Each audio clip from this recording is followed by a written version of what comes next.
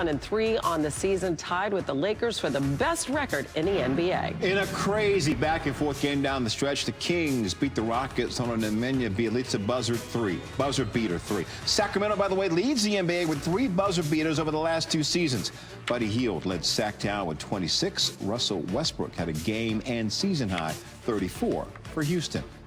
The Pistons beat the buzzer to beat the Pelicans 105-103. Derrick Rose had 21, 17 in the fourth, including that go-ahead bucket with 0.3 seconds left. Andre Drummond with 13 and 10, his 20th double-double this season. Only Giannis with 22 has more.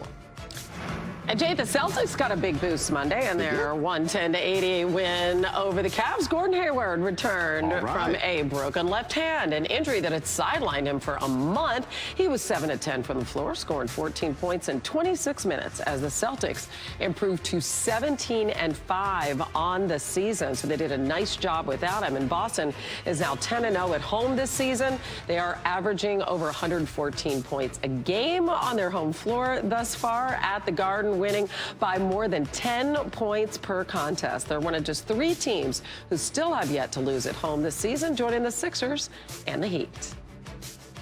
Hannah, to Australia we go for practice rounds Monday and today for the U.S. and European teams ahead of Thursday's first round of the President's Cup at Royal Melbourne Golf Club.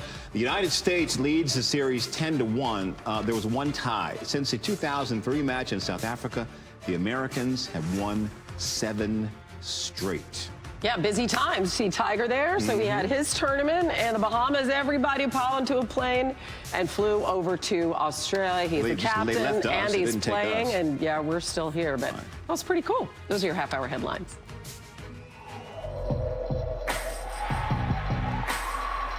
Gotta keep on believing. Gotta see the best in me. Best is yet to come.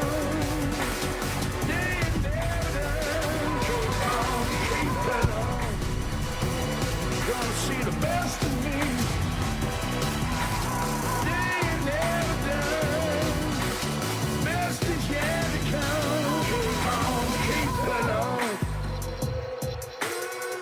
Dan the man, Dan Orlovsky back with us. So Dan, 3 weeks left to clinch those valuable postseason spots and pivotal matchups we have coming up. So let's talk about what you have your eye on in the next couple of weeks, starting with a team with a rookie head coach looking to get back to the playoffs for the first time in 3 years.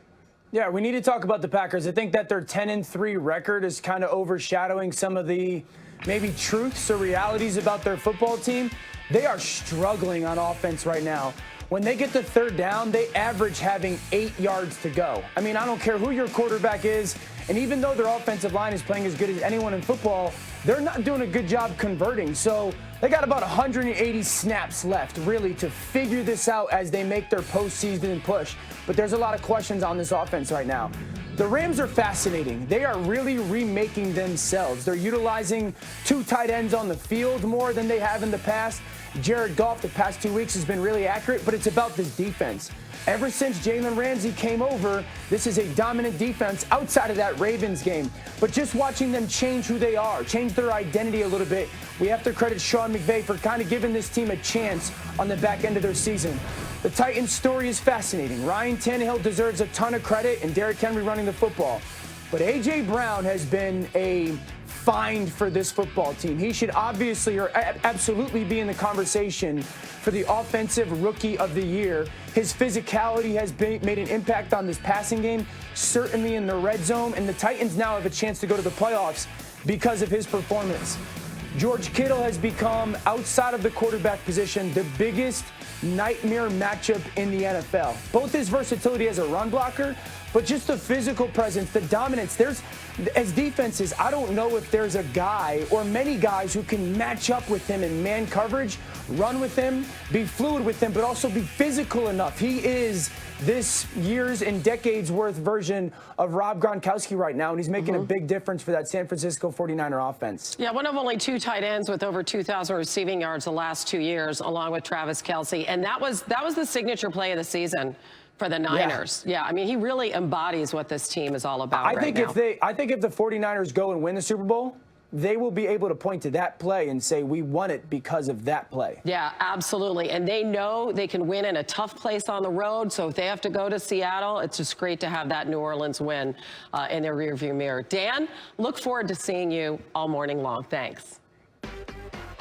Coming up on Get Up with Greeny and Laura Rutledge, they're going to look at Patrick Mahomes' supporting cast. Plus, Mel Kiper Jr. joins the show, an update on Joe Burrow's rising stock. And if the Browns were to make a coaching change, who could possibly help? Baker Mayfield. Get Up, 8 a.m. next on ESPN and the app. Pete Frates, the former Boston College baseball captain who championed the challenge to get people around the world to dump buckets of ice water over their heads to raise money for Lou Gehrig's disease research, has died. In 2011, Frates was playing minor league ball when he was hit on the wrist by a pitch. It wasn't healing properly, and after months of testing, he was diagnosed with ALS in 2012.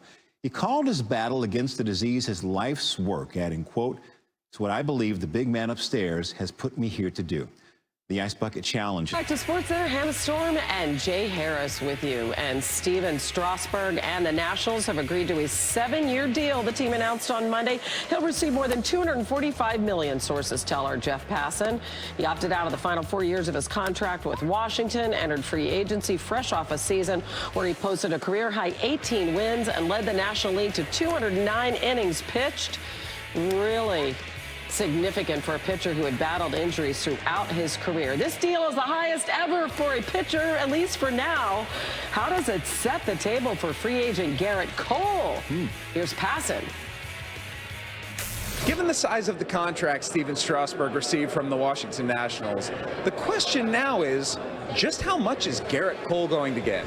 At the beginning of the offseason, executives thought $250 million, $260 million, maybe $280 million. But right now, the question is more, is it actually going to reach $300 million?